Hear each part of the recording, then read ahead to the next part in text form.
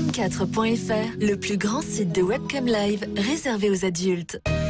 Brigitte Lahaie, Sud Radio, le Love Conseil.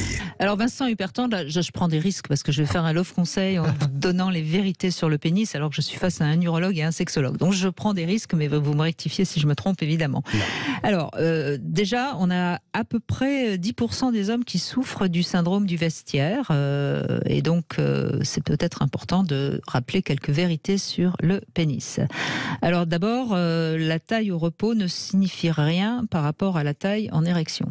Tout à fait d'accord. C'est une éponge active qui se contacte, qui sort là. C'est parfait, jamais entendu nickel. Ce terme, éponge active. Ah, c'est une éponge. Mon chéri, veux-tu que je te fasse une fellation sur son éponge active? C'est quoi d'autre? C'est une éponge qui se contracte, qui se relâche. Donc, si vous prenez une éponge et que vous la serrez, elle est petite, et si vous la relâchez, elle est quoi? Elle peut... D'accord.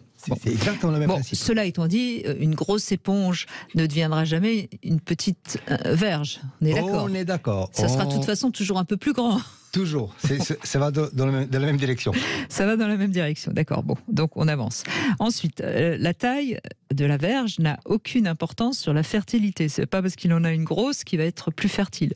Ça, c'est un mythe très asiatique où le symbole phallique, celui de la fertilité, depuis l'Antiquité, voilà. En fait, c'est faux. Ça n'a rien à voir. Il n'y a pas de lien anatomique, physiologique entre les deux. Voilà. Et c'est vrai que s'il y a beaucoup de phallus dans le monde entier, c'est le symbole de la fertilité et non pas le symbole de la virilité. C'est bien aussi de le rappeler. Exactement. Voilà, on continue. Alors, quant au plaisir féminin, la taille entre en jeu pour entre 15 et 20% des femmes. Voilà, c'est ce que j'ai lu comme enquête. Vous confirmez ou pas?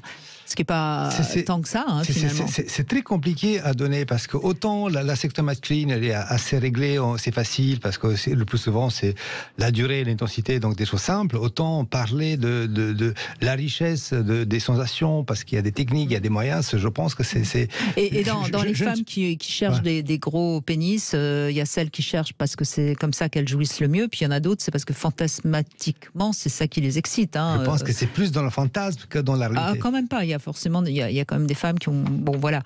Et alors, sachant quand même qu'il y a à peu près 15% de femmes qui ne veulent pas d'un trop gros sexe, parce que ça leur fait mal. Parce qu'il y a la crainte. C'est encore une fois, d'abord, c'est la crainte de la douleur, c'est la dispareunie. Oui, ou peut-être qu'elles sont... enfin bref, voilà. Alors, tous les hommes se sont pourtant posés un jour ou l'autre la question de la taille de leur pénis. Donc vous êtes normaux, messieurs, vous êtes posé cette question, vous inquiétez pas. Mais de toute façon, vous n'y pourrez rien. Vous avez cette taille-là et vous n'y pourrez pas la changer. Donc c'est toujours bien de accepter ce qu'on a. On a des chirurgies, ce qu'on appelle des pénoplasties, d'élargissement, d'allongement.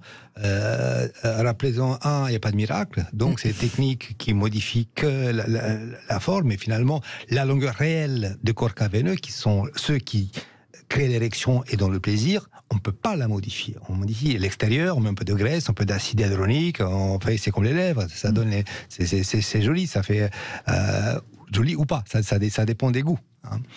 Bon, donc on ne peut pas faire grand-chose. Alors, on va revenir sur le sperme, parce qu'il y a également de nombreuses croyances qui sont véhiculées. Alors, ce serait l'élixir de jouvence pour certains, pour d'autres, c'est sale. Donc, on va être clair. Le sperme contient en effet des vitamines, en particulier la vitamine B12, je crois, c'est ça, il me semble. Bon. Alors, je connais pas je sais pas un souvenir. Bon, bref, en tout cas, c'est ce que j'ai un petit peu cogité. Elle contient des sels minéraux comme le calcium, le potassium, le phosphore. Elle contient aussi un peu de sucre. Le sperme, il contient, pardon. Et bien sûr, une quantité de spermatozoïdes, sauf ablation de la prostate, évidemment. En revanche, contrairement à l'urine, ce n'est pas un antiseptique. C'est important aussi, parce que le sperme est porteur de nombreux germes, donc il peut provoquer... Le sperme est stérile. Parce que sinon, les microbes vont tuer les... Voilà. D'accord, alors... Et deuxièmement, effectivement, il n'a pas d'effet antiseptique. Mais il est stérile. Par contre, deuxièmement, c'est un porteur de vie. Donc, c'est que tout ce qui est à l'intérieur, tout le contenu de l'éjaculat, c'est pour garder les spermatozoïdes en vie. D'ailleurs, on part du sucre, c'est la fructose. C'est la fructose qui est produite par les véhicules séminales, c'est le kérosène.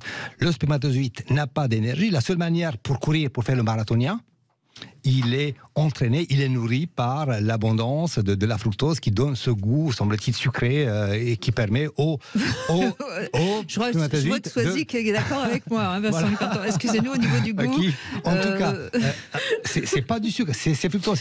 Non, c'est pas du sucre, je vous confirme. C'est pas le sucre. On voit que vous l'avez jamais goûté, Vincent. Écoutez, c'est pas le sucre c'est pas un sucre qui est le plus sucré. Ça n'empêche que c'est le kérosène. C'est que c'est ça qui le fait arriver le marathon, parce qu'il y a des millions à chaque fois. Il y a un seul qui aura peut-être la chance de gagner la fécondation d'ovules. Et pas toujours, et heureusement, parce que sinon on ne serait pas 8 milliards, on serait 200 milliards. Bref, enfin voilà, donc le sperme a un goût particulier qui varie suivant les individus, hein, vous êtes d'accord ? On est absolument d'accord. Et suivant aussi un petit peu la nourriture. Même, semble-t-il, beaucoup. Parce que par exemple, manger l'ail la veille, c'est pas très bon. Non, et alors le pire, il paraît que c'est les asperges. J'ai pas de notion par rapport à non, mais je vous assure, c'est. Ben voilà, bon, bah, écoutez, on a un petit peu éclairé les choses. En tout cas, on sait que ça tue pas. Ça tue pas, ça peut même donner la vie.